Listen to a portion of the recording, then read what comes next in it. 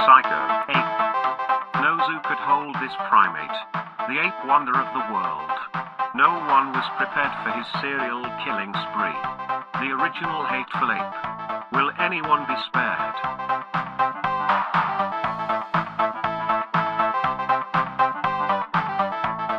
The movie everyone said could easily be made. A new breed of guerrilla filmmaking that's gone bananas. Psycho, ape. An ape evolved from madness. Coming soon.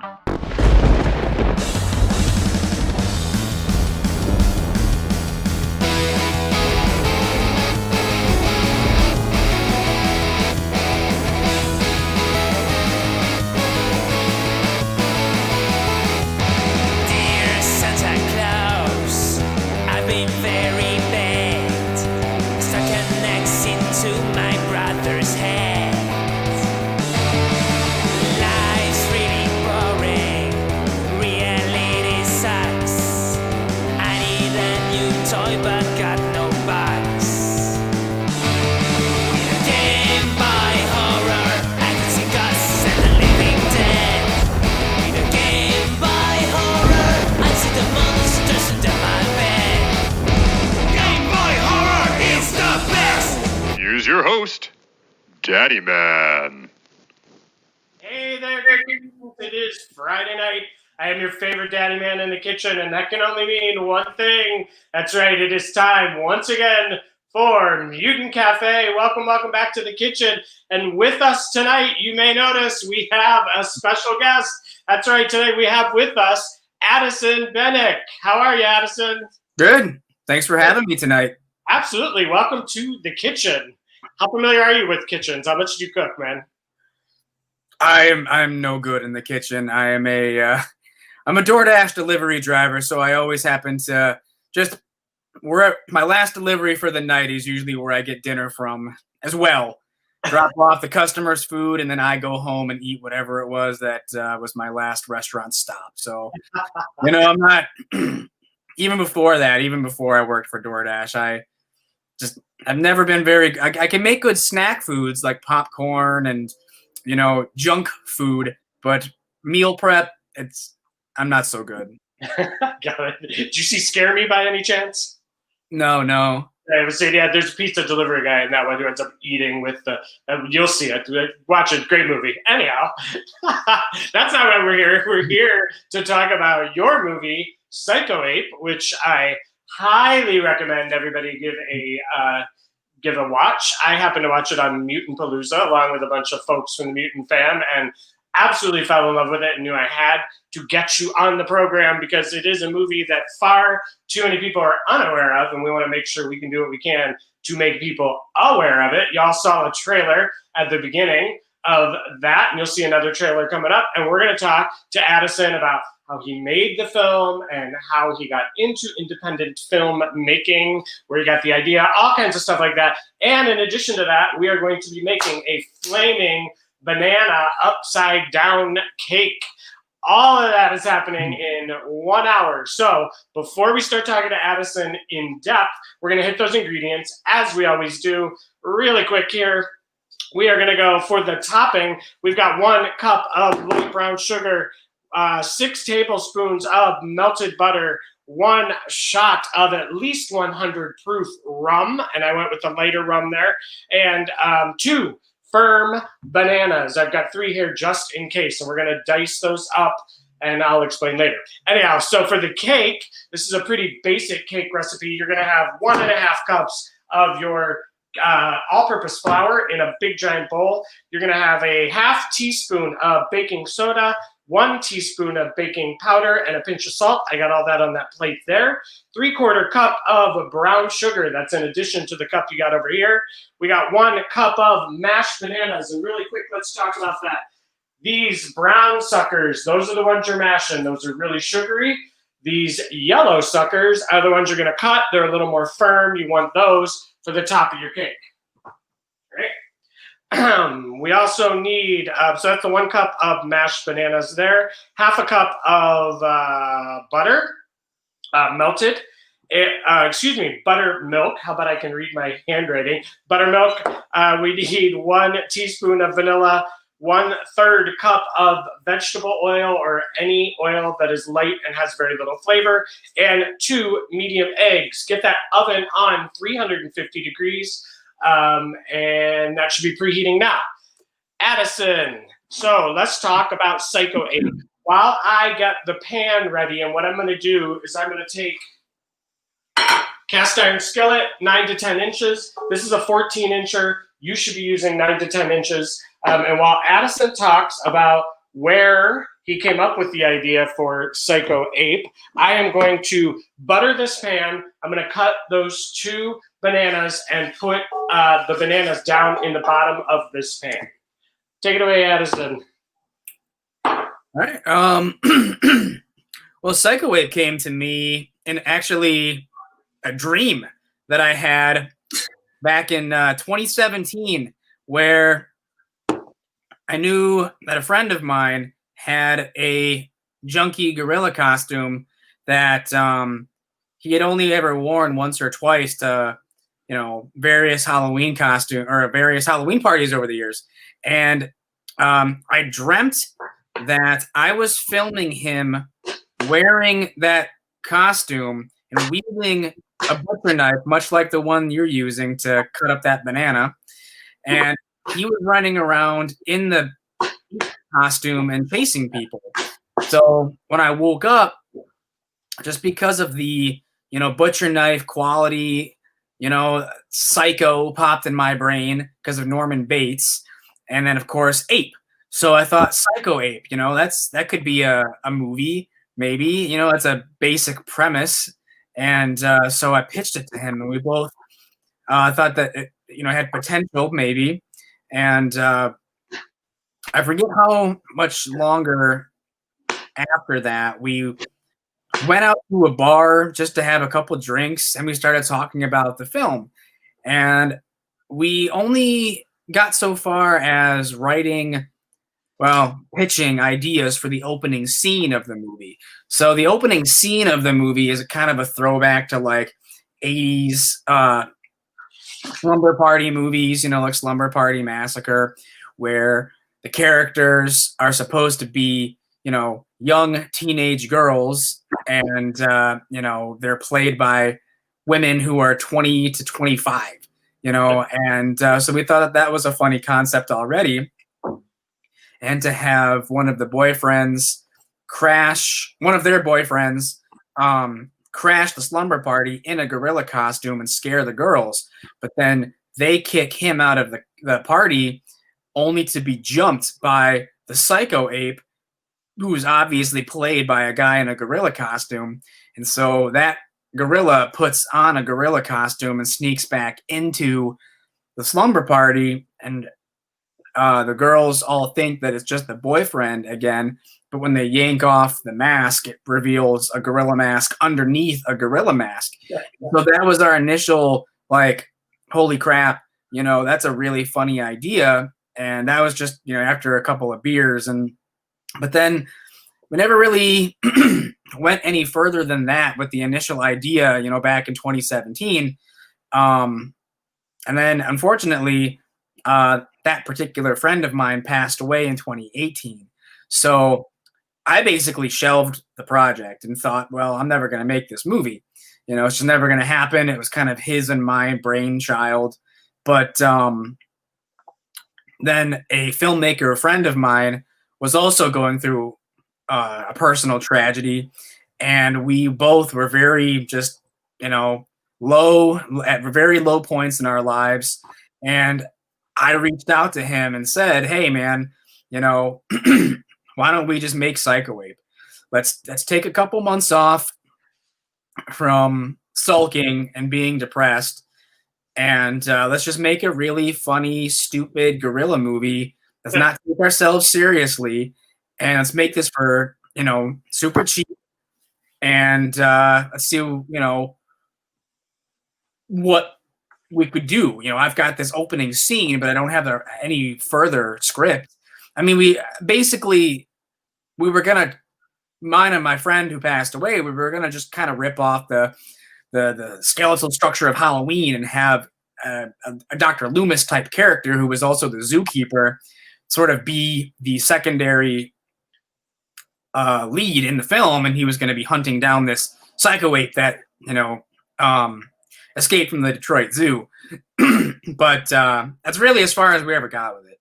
So when I teamed up with Greg DeLiso, who he had already made a film, and Psycho Ape is my first film. I've made other stuff for like YouTube and videos for like Trauma and stuff, but this Psycho Ape is my first feature movie.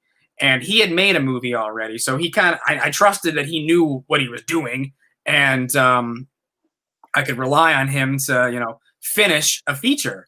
So we wrote the film together, but a lot of it is very improv style. I mean, when you see it, it's very loose, and that's on purpose because we wanted to write sort of just bare bone concepts and scenes. Because then when you get people together to actually shoot stuff,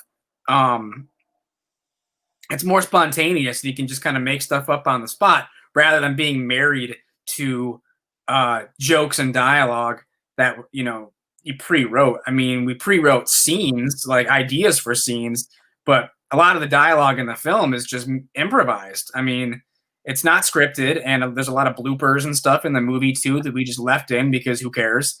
Like, that's just really that was the basic sort of style of Psycho Ape was, should he wear monkey feet or should we see his sneakers? Who cares? Just show the sneakers. Like that special effect didn't really work. Should we try it again? Like, who cares? It doesn't matter. The junkier the better. We shot it on mini DV tape, so it has a very vintage quality to it. We didn't want to shoot it in like, HD 4K or anything like that. Greg had a mini DV tape camera, so it looks like a movie from 20, 25 years ago. It could have been like a backyard film that a couple amateur filmmakers made and kind of is, but that was just how we wanted to make the movie. Like, that was all built into the aesthetic. Well, and you could tell that you're a fan of the horror comedy because you definitely, like you said, it is improv, and I think even the best of the horror comedies are improv. There's no way they could possibly come up with some of this stuff and have it written down. It had to have been, Attack of the Killer Tomatoes, some of the movies like that, a lot of that had to have been improv. There's some stuff in there that I just can't possibly imagine somebody wrote down in a script, right? So, I mean, that's where a lot of the good stuff comes from. Yeah, because, like I said, we could probably write dialogue and jokes, but then once you get your cast and crew together on location and you're bouncing ideas off each other, well, whatever you wrote, you could, just throw it out the window because whatever you came up with together, now that the camera's out and rolling, it's possible that it's going to be better than what you wrote. So, it's more natural. I mean, a lot of telling a joke is hard. Not everyone can tell a joke. Right, yeah. A lot of people are funny when it's coming out of their brain. You know what I'm trying to say there? Like, it's hard to say someone else's joke. That's what I'm trying to say. It's much easier in your voice. We cast Bill Whedon in the film to play Dr. Zoomis. And, I had known him from being the lead villain in Sergeant Kabuki Man, NYPD. And, he's a villain in that movie. He's not really like a comedian. He doesn't do gags. He doesn't tell jokes. But so, we were just kind of, we cast him on faith that, like, okay, halfway through the movie, he's going to throw on a Groucho Marx get up and give him, try to capture the ape with an exploding cigar straight out of Looney Tunes.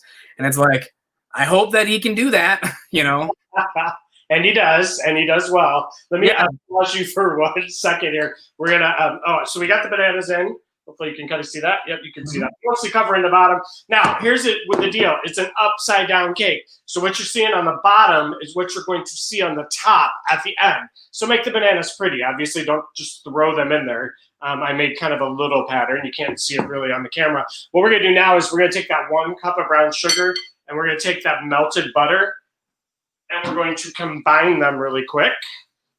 and then we'll get back to Addison here in a second. Addison, I guarantee, even though you're not familiar with the kitchen too much, you could do this. Try to keep my recipe super simple. Yeah, this one doesn't seem all that difficult. When it comes to maybe, prepping a Thanksgiving meal, then we're gonna have problems. I have problems, and I've been doing this for more decades than I care to admit. So you're gonna get this pretty well coated. It kind of basically makes just a paste. And then what we're going to do is we're going to take this paste and we're going to just pour it right over top of those bananas. And then just kind of spread it out nice and even over the top of those bananas. Now, again, you want a 9 to 10 inch pan. I'm using a 12-inch pan here because my 9-inch pan is actually in the oven, full disclosure right now, with one that's already pre-done. So there's not quite as much to spread here, but it's still going to be delicious. As we say all the time, mistakes aren't necessarily fatal in the kitchen if you don't panic and you just keep going. And if you just say that's the way it's supposed to be at the end, no one will be the wiser. Right? And speaking of that, let's talk about that. While Addison talks about maybe the process a little more, and we were talking before we went on the air about mistakes and how he handled mistakes and things like that. Go ahead and talk maybe a little bit about some things you learned. I mean, this was your first feature, is that correct? Or Yep. I mean, I've made other projects before. Like I started about 10 years ago on YouTube doing like a movie riffing show similar to like Mystery Science Theater and riff tracks called Movies to Watch on a Rainy Afternoon. But I mean, it's just like 15 to 20 minute YouTube reviews for cheesy B movies. But Psycho Ape was my first film. And I've never committed to a full, I don't want to say story. It's a very loose story. But feature length, hour long at 64 minutes. I've never really committed to, a movie with a through line or anything like that. So, the things that I learned were basically like script is a blueprint. Don't get attached to it because wherever you end up filming, you're gonna. A lot of times for this movie, like we filmed a lot in New York City, right in Times Square, and once you're there, whatever you possibly could have conceived of, like, yeah, we want to get a shot of like a guy, at a hot dog cart or something, and then you film it and you're like, well, that was great, but that only lasted like 30 seconds. We need more stuff, we need more material. So we just kind of wandered around Times Square. We took a subway and filmed inside the subway cars and just kind of milked Times Square for all that we could. And we couldn't have written the movie that way because we just didn't know all the locations in depth. We just kind of showed up and started shooting. so you were literally guerrilla filming for your yeah, absolutely. There's lots of that. Yeah. It's meant to be. For example, I mean, the first shot of the movie is the ape, leaping over this wall, and you see this big water tower in the background that says Detroit Zoo, and that's about 15 minutes away from me. But the security guards saw this guy in a gorilla costume scaling this wall, and he didn't say anything, but I could tell, like, if we stuck around maybe about 10 to 15 more minutes, he probably would have asked us to leave. So we grabbed that shot and left. So it's a lot of the movie is one take, it's just, it's all we had time to do because otherwise we were getting kicked out of wherever we were filming. Like, Can't imagine people didn't want a filming crew with a guy in a big gorilla suit hanging around their business, Yeah. Some places didn't care. Like a couple places in Times Square didn't care. Like there's a scene where like you see the ape and the other lead, Nancy Banana, his sort of sidekick for the film. Her and the ape seek shelter in a like a watch shop right in the middle of Times Square because they're being chased by the evil Dr. Zoomis, who wants to capture the ape and perform experiments and stuff. And I mean, really, in reality, it started to rain in the middle of Times Square, so we wanted to seek shelter, and we hid inside this watch shop until the rain, dissipated, and we kept rolling, So you see Nancy and the ape kind of watch shopping, and then Zoomis shows up and chases them out of there. But that was really just us killing time, waiting to be able to go back outside because that camera would not have, wouldn't have survived the rain. Right. And I imagine you film everything, right? I mean, you don't your time when you're on a small budget and you're on small time limitation, or you gotta, get it shot as fast and efficiently as you can. You use you shoot everything, everything, but you shoot everything, right? I don't remember exactly what Greg said, because Greg was is my co-writer, cameraman, and he edited the film. I forget how many hours of footage he said we logged, but the movie itself, like I said, it's only 64 minutes. Yeah, I mean, there's a lot more B-roll, especially from Times Square, that just can't use at all. But we used as much as we could that didn't seem excessive or bloated or anything like that, because that was one of the things we set out to do too. Is when you make a low budget B film, you don't want to overstay your welcome, which I think is one of the number one problems with independent filmmakers making their either first or just making their independent movie for no money. People don't really, I don't really want to watch a 2-hour opus if you only had a couple $1,000s at your disposal. Like, the dialogue isn't Shakespeare or anything like that. It's not like the greatest written story ever told. Get in and get out in an hour, and throw some jokes in there. People love low budget schlocky gore and stuff like that. So we just kind of wanted to keep it an entertaining. We set the goal at 70 minutes, and when we came up with 64, we were like, okay, that's good enough. What's a great enough 64? I mean, right. It's good enough. It's fine. Right. We really shot what we needed too. You know what I mean? Like, there's no deleted scenes from the film. There's, maybe excessive B-roll, but there's no deleted scenes because we only shot what we knew we needed. And, we did have a larger outline for the movie with scenes that didn't get filmed. But we just knew, like, as we were going, he was cutting as we were kind of filming over the course of the last year and a half. And so he would kind of know, like, what the runtime was. So if we're at a certain point, we're like, okay, we're at 45 minutes, let's shoot a couple more scenes from our outline and, beef up the movie. Now where are we? Oh, we're at an hour now? Like, okay, we don't need much more footage. So it was a very kind of we were just pulling from this bizarre, loose outline of random scenes and then just kind of patching together this film. And that's why it feels like that. The movie really is like just patched together with random scenes, and that's by design. Well, and it has a quality of the old school 60s and 70s kind of horror. I hate to say horror comedy because I don't think a lot of movies in the 60s and 70s that were horror necessarily thought they were comedies. Now we're kind of looking at them and they're very comedic, just for various reasons. Sure. The film has that feel. It's a joke a minute, which I love. I mean, it's honestly. Yeah, we didn't want to bore anybody, and that's another thing with watching, low budget independent horror films is if you make your film 90 minutes or 2 hours long, you better pack that thing with as many kills as possible, or some TNA or some jokes, something to keep me glued to the screen, because if you lose me, you lose me.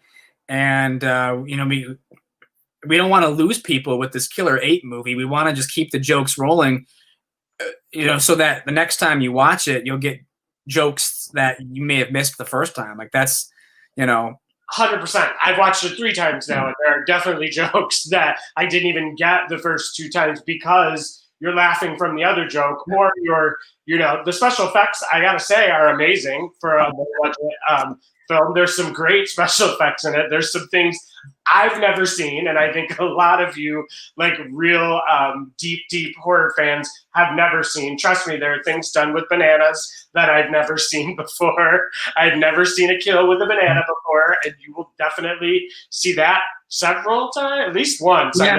No, I think we really milked the gamut of what you can and can't sever with a banana. Exactly. Okay, we're gonna pause 1 second and get to this cake. Really, this is a basic cake recipe, and what I'm saying by that is dry ingredients in one bowl, wet ingredients in the other bowl. So I'm not even gonna literally get all of your dry ingredients in that dry bowl. Right? And get all of your wet ingredients in your wet bowl.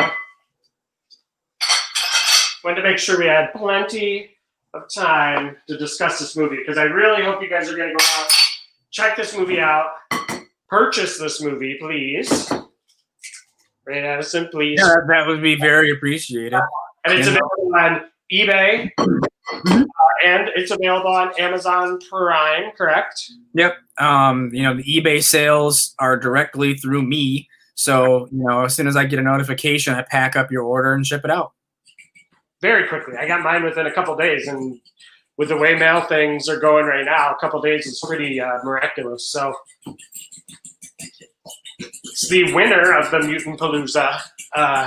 Yeah, that was unexpected too. I mean, I initially had submitted something else, but I swapped it out because it had already been available for 2-3 years at that point.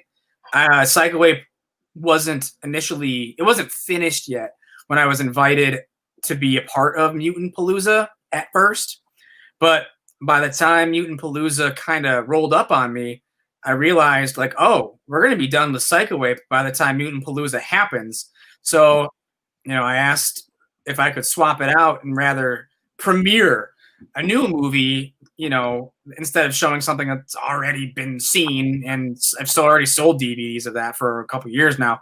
But so it kind of, had its big premiere at Mutant Palooza. I don't think because I've had one theatrical screening in Michigan, but then like a week later, all the theaters were shut down. So, Snuck it in. It was just kind of a weird, like, okay, it had a virtual screening premiere at Mutant Palooza, and then I got to have a theatrical premiere with, a dozen or so people paying to see the movie in a movie theater. That was kind of cool because I hadn't yet seen the film with anybody other than the people who I made it with. So sitting in a theater and, seeing people laugh at certain jokes and stuff, it seemed to go over pretty well. And then a week later, theaters were shut down. So, Understatement. It went over very well. You brought that crowd to its knees. People were, I got to say that's a feeling I don't think I've ever felt, is seeing a brand new movie virtually, and you could feel the crowd energy as if you were in a theater from this movie. You had everyone on their feet, so to speak. It's so weird when you're making a movie and you're just kind of stuck in the vacuum of the film with just you and a couple other people. So from conception to completion, the movie did take about 1.5 years. It really should have only taken maybe about 6 to 8 months, but the pandemic, of course, stretched out the final filming of everything because we had to, remain in quarantine. But from, conception to completion, about 1.5 years, really, we only shot for maybe like 6 to 8 months. We used to do a thing we called Cycleway Thursdays, where we would get together and shoot certain scenes every Thursday, or write scenes every Thursday, or just for fun, watch some junky ape movies, every other Thursday, and pull from those movies to either parody them or, make reference of what not to do when you're making your ape movie. And, that's well, that's how we basically made the film, was Psycho Wave Thursdays over the course of 6 to 8 months, with the exception of all of the scenes with Kansas Bowling as Nancy Banana and Bill. That was a 9-day shoot where it was like 4 or 5 days in New York and then 4 or 5 days in Michigan. And that was it. Every other part of the film was done on a Psycho Wave Thursday. Nice. Wow, that's a unusual way to shoot, right? Like, what's, it's I mean, I know a lot of independent. I have very minimal experience in independent filming, although I have seen some in Michigan, as a matter of fact, that were weekenders. I mean, so I guess that is probably more common than people think. Well, you know, it's just that we all had such different schedules. Myself, the actor who plays the ape, is my roommate, so that kind of helped when getting together to film. And then Greg, you know, he would come over to our apartment. And all of the apartment scenes are just in my roommate's apartment. And so he would come over. He lived about an hour away, and he would, you know, we would shoot kill scenes around the apartment complex, sort of maybe out in the courtyard, or, you know, the teens making out who get a banana shish kebab through their head. That's just right in our living room. And even like the teen slumber party, that's just right in our living room. But we just kept, you know, changing the set decoration. Like, I don't know if people even noticed, but we didn't care. You know, we just were so limited with our locations that we just had to keep recycling locations and keep recycling actors. Like, there's a couple people in the movie who are in the movie multiple times as different characters. And some people don't notice. I have to point that out. I think it's obvious, but you know, well, obvious or no, it's the charm. I mean, to be honest, it is the charm. The fact that you're using the same sets but differently, the fact that you're using some of the same actors but in different characters, that adds to me to the charm. Again, I keep going back to the movie that I kept thinking about over and over and over again was Attack of the Killer Tomatoes. It just had that vibe to it, which I hope you take as a compliment, because no, absolute favorite movies. It had that kind of charm to it. We kind of set out to do, I guess, like, if like there's a John Landis film, his first film, called Schlock. And not a lot of people know that movie, but it's John Landis's first film. It's a Bigfoot movie, and it's terrible. I mean, it's not a good movie, but he made it when he was only 21 years old.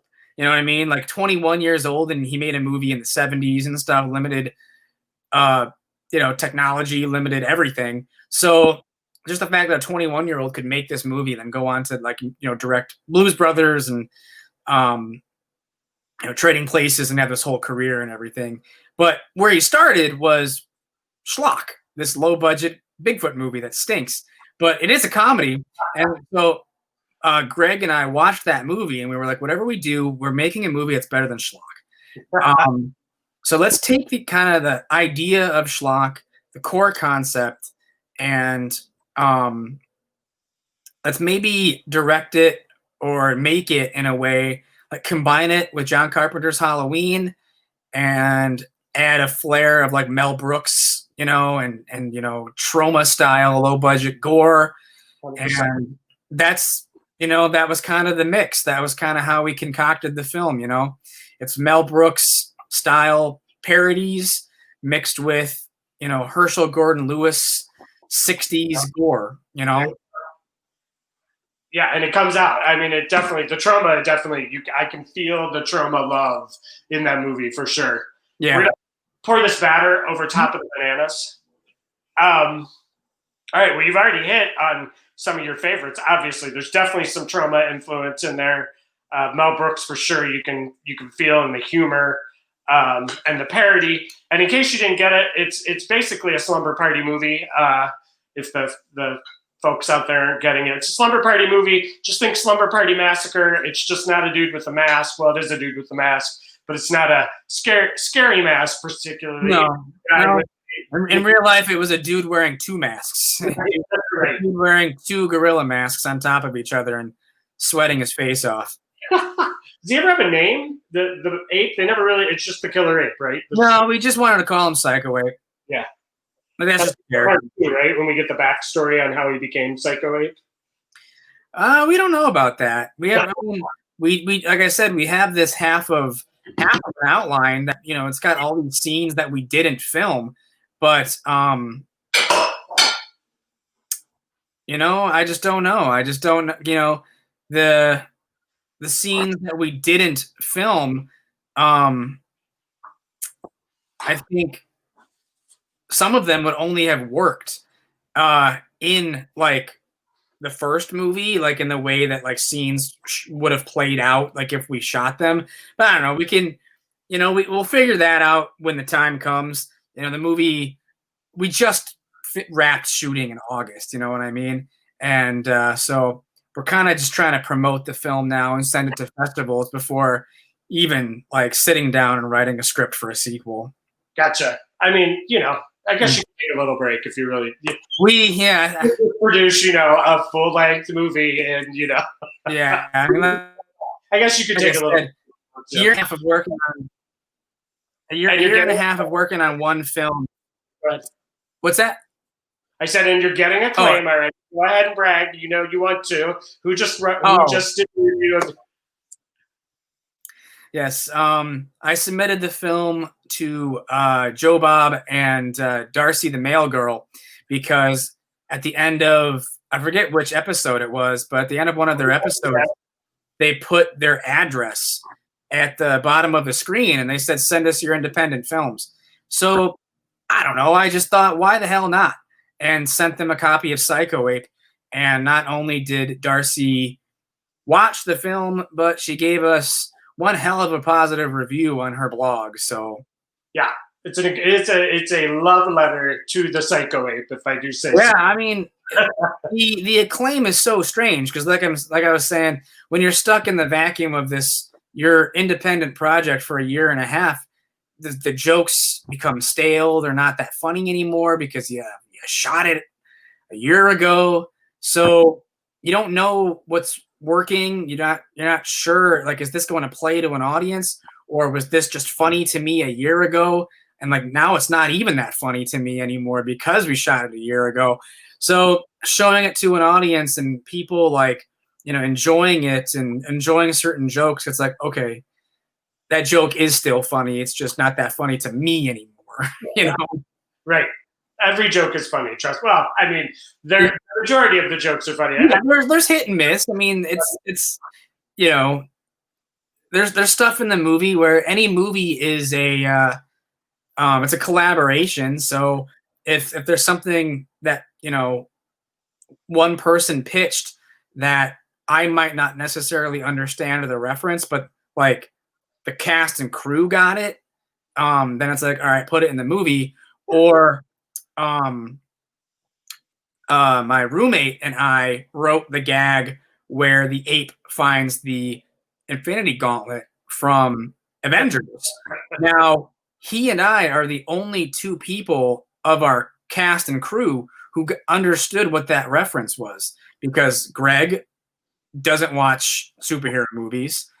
Bill and Kansas, they don't watch Avengers or Marvel. So they were like, what is this gag? What is this big fist, with lights on it? And we were like, don't worry about it. More people than you understand what this is. Right. I mean, there's got to be something for everybody, right? Yeah. So, I mean, there are references to obscure stuff, but then there's something that's like, this is the Infinity Gauntlet. Do you understand how big these movies are? Like, most people have seen these movies. So it's like, they understood too that it's like, if they don't understand the reference, then, I mean, it doesn't matter because we're going to try it anyway. And, that's kind of what the movie is. It's just a big experiment of, does this work? Is that funny? And it's only 64 minutes long and the jokes, fly in and fly out. So if you don't like a gag or if you don't like a spoof, don't worry. In like 30 seconds, there's going to be another one. Exactly. Or a great kill or a great, I mean, there's so much going on in this movie. I mean, honestly, I believe we watched it later in the evening. I think it was after midnight for sure. I mean, it did not feel like an hour. It did not drag. It did not. It's very quick. It's very funny. I can't say enough about it. We are going to put this in the oven once again, 350 degrees, 45 minutes. I got one that's ready to come out. So Addison is from Detroit, as he said before, as am I. Sorry, I'm back. So, what have you been watching lately? What have you seen any good horror lately? Well, I mean, there's just not a whole lot, to check out. I mean, I've been watching just older stuff, I guess. I always order, stuff from like Full Moon and Troma and just whatever new content that they put out and things like that. But I on my list of things to watch, I want to watch that new Psycho Gorman. Yep. I've heard some good things about that. That's on my to see list. But geez, I want to see that movie Freaky as well with Vince Vaughn. I think that looks pretty neat. Christopher Landon. That's excellent movie. If you're a fan of the Happy Death Day to You, it looks like it came right out of that universe. It's a great. Those movies were right up my alley. Very clever.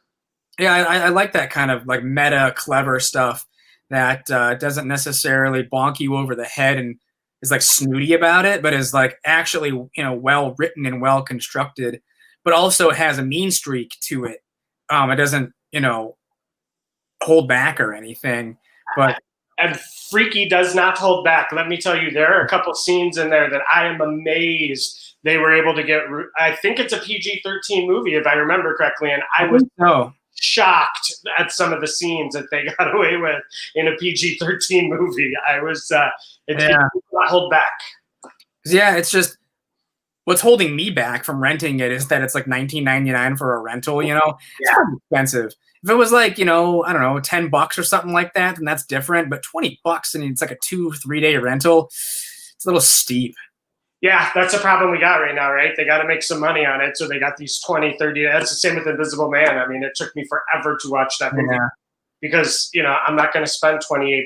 Even though there's two of us, it's still, it just doesn't feel the same. I'll pay $28 to go to the movies, but to watch it at home, it just feels a little... Yeah. No. Like, it's not justifiable enough because, I mean, you got it's $20, but it's like, yeah, I'll spend $20 at a movie theater, but I'm also eating popcorn and, drinking soda and kicking my feet up. $20 just to watch it in my living room is like, that's not the same experience. And I understand these companies, these studios want to make their money back because of what they invested, but $20 is a lot of money just for one film, and you don't even own it. Like, I'll spend $20 on a physical Blu-ray or something like that, but only if it's a movie that I like or I know is going to be good. Right. Like a random gamble, $20 or $25 on a Blu-ray for a movie you don't even know if you're going to like it or not. That's not worth the risk either. Yeah, it's a weird. I do not envy the situation the movie makers are in right now. I think that HBO Max thing is a great idea. Yeah. It's Wonder Woman. That's also on my list of movies to watch, but it's because I've heard so much negativity about it. It kind of dropped a few pegs and no longer a top priority. Because my roommate has HBO Max and Disney Plus, so like we watched Soul, on New Year's Day, and that was a pretty good movie. I wanted a double feature, Soul and Wonder Woman, on Christmas. I didn't end up watching either, but I did it. I watched Soul, but then like the reviews for Wonder Woman were coming in, and I was like, "Crap, that sucks." Because I'm a big fan of superhero films, Marvel and DC, good or bad. I want to see them all because growing up, our options were very limited. So, now we're getting all of these movies dumped on us, and it's like, keep them coming. Yeah, I think you may have a different opinion of Wonder Woman, being a big comic book fan. I think folks that maybe didn't like Wonder Woman, it's a hard. We're talking about Wonder Woman, not Psycho 8. I'm sorry.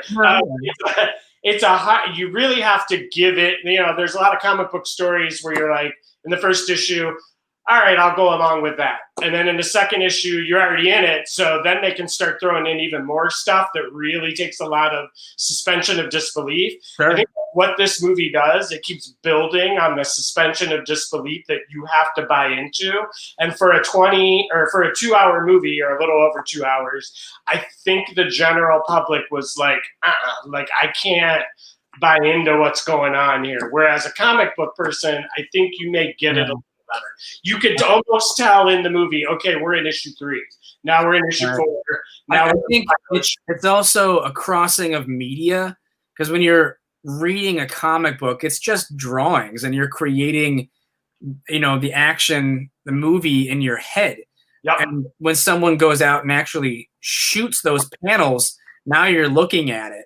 And, comic books are not written to be realistic. So when you're trying to make a realistic type film, there's not too many people who can really pull that off. Like, I'm a Christopher Nolan fan and I like his Dark Knight trilogy. But, that's really like the only good example of making something like that realistic. The Marvel movies are so over the top fun that, you want to go on that ride and you want to, suspend your disbelief and go into outer space and, see Thor do his thing and the Guardians of the Galaxy do their thing. Like, I like all that stuff. There are some independent filmmakers who I meet, or even fans of independent filmmakers, horror movie fans, and they draw a line in the sand where it's like, I only watch horror films, or I'll only make horror films. And it's like, you're really limiting yourself when it comes to entertaining movies, because like I know people who were like, well, if the movie cost $1 million, I don't want to watch it, or if it cost $100 million, I don't want to watch it. And it's like, you crazy? Like, I love those movies. I love big blockbusters, and it's really like some of the schlocky low budget films that I have a tough time watching, even though this is my field and this is what I'm doing.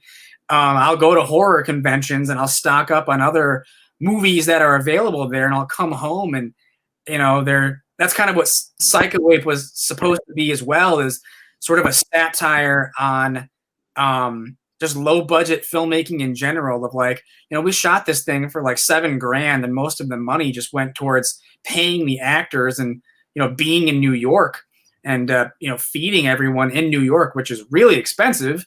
And,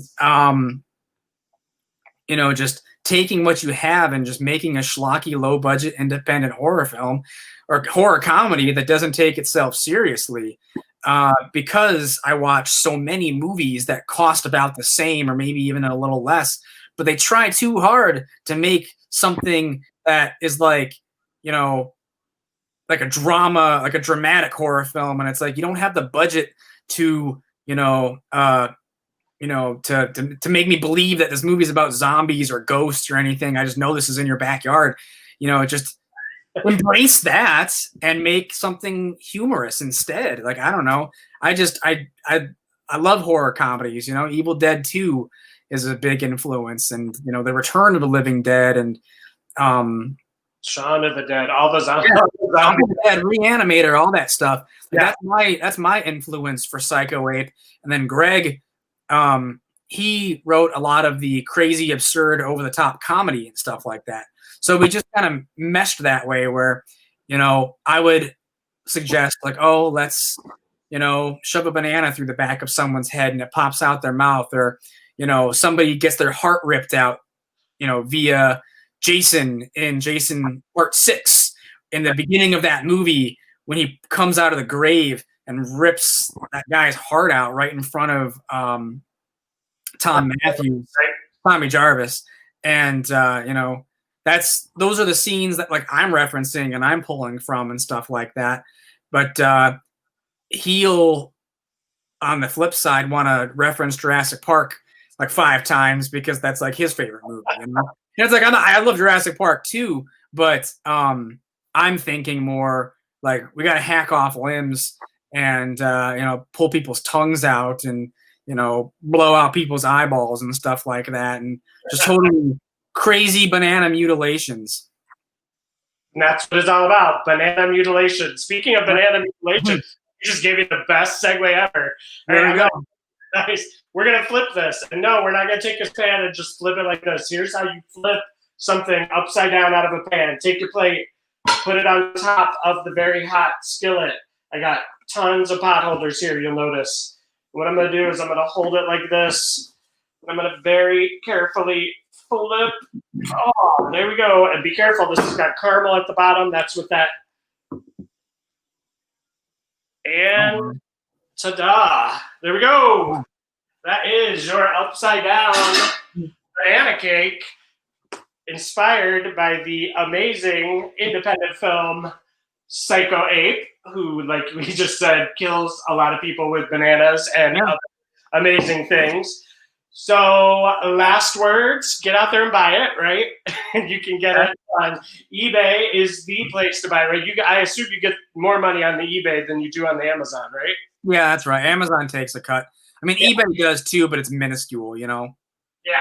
Forget your Amazon. Get over on eBay, buy it. It's available on Amazon for people who don't collect physical media, because some people don't collect physical media. And you can watch there too, right? I thought I saw you can have a little watch party over there on Amazon with it. Is that correct? Not to my knowledge. I don't think so. Okay, I thought I saw that on the page. Maybe I didn't. Something now. I don't know. I'm not actually in control. You just buy it on Amazon. You can either rent it or buy it. You know, either one. We had somebody else set up the Amazon thing because we had never done that before. We were pretty naive to the whole thing, so we got a guy, you know, to set up the Amazon thing for us. You know, I'd prefer if people bought DVDs just because, you know, I'm sitting on boxes of them and I want to move the product. You know, man, get that next film going. Right. I mean, you know, we would like to, you know, have Psycho Ape in people's homes and not just a digital file, you know, on their computer or something. Yeah, hold on one second.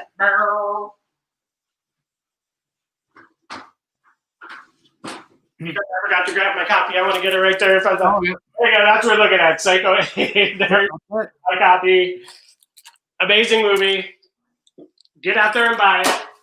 Make your banana cake. Addison, thank you so much for being here. Believe it or not, you just made it through the whole hour. Quick, right?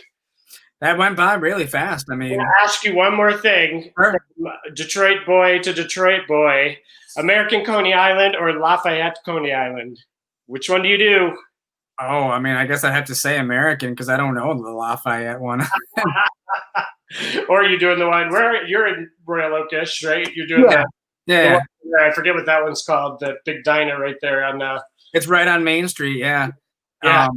I took the cast to breakfast there a couple times while we were shooting here, and Bill Whedon seemed to really enjoy the food. He's kind of a diner food guy. And he seemed to enjoy himself. So Euro. My husband's dying for a Euro right now. Like you don't find a lot of Euros here in Chicago, believe it or not. Really? Yeah, and lemon rice soup. Lemon rice places here. Well, you can, and you can, but it's not the same as the Coney Island. Oh, I mean that makes sense. You gotta have the lemon rice soup, and you gotta. Yeah. When we were in New York, we went out to this Indian food restaurant. And I was very naive to Indian food. I'd never really eaten it before. And Bill, he got like a sample platter of like everything on the menu. It was insane. And so we tried all this various different stuff. And like some of it I liked, some of it I didn't like. But that was kind of crazy. I mean, when we weren't shooting, we were like at a restaurant eating. You know, that's kind of just how the shoot went. It was very just go for like 9 days straight with just, you know, Bill in Kansas, no real time to stop. It was like, you know, okay, let's get breakfast, let's shoot a little bit, let's get lunch, let's shoot a little bit, dinner, call it a day. It was just crazy. That's how you do it when you're guerrilla filming a guerrilla movie. Yeah. Once again, that is Addison Binek. I just said it wrong. I knew I was going to say it. Right. I even asked how to say it. And he is the director and co-creator, right? Co-creator, correct? Of Psycho Ape. So make sure you get out there and buy that. Make sure you make your banana upside down cake. I don't know how that looks in the screen. Thank you, Addison, so much for being here tonight. I really, really appreciate it. Happy Friday, even though it's not Friday, but you all are watching this on Friday. Addison's so confused. He's like, wait, I need to be at work. I know. And thank you so much for being here. I really appreciate it. You guys go out and buy this movie. You have not heard the last Addison, and hopefully, fingers crossed, you have not heard the last of Psycho Ape. I anticipate big, big things from this movie. Check it out, y'all. It's totally worth it. Trust me, it is the best. Forget how much it was. However much it was. It's under $20. I know that. And it's the best cash you can spend on an independent film right now, in my opinion. I laughed a ton. And I've watched it several times, and I'm still laughing. And that says a whole lot. So thanks for being here. I really appreciate it. Thank you. Thanks for having me. Absolutely. And we will go out if I can get my technology deficient ass figuring out what I'm doing here. Here we go. We're going out. Thanks. And thank you guys all for being here.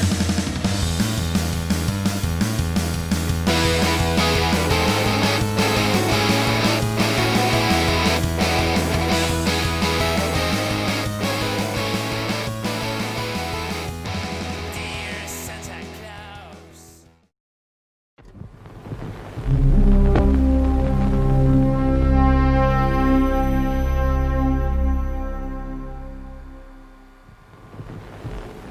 Prepare yourself for the most intensely bananas motion picture of our time, Psycho Ape. Primate movies have come and gone. This is also a movie. Psycho Ape, a bloodthirsty banana butcher with revenge in his veins, stabbing his way into your heart. Can anyone escape the slaughter of Psycho Ape, the motion picture some people are talking about? With a budget of pocket lint and a cast of verbal commitments, Psycho Ape will leave you breathless. Literally. Psycho Ape. Coming soon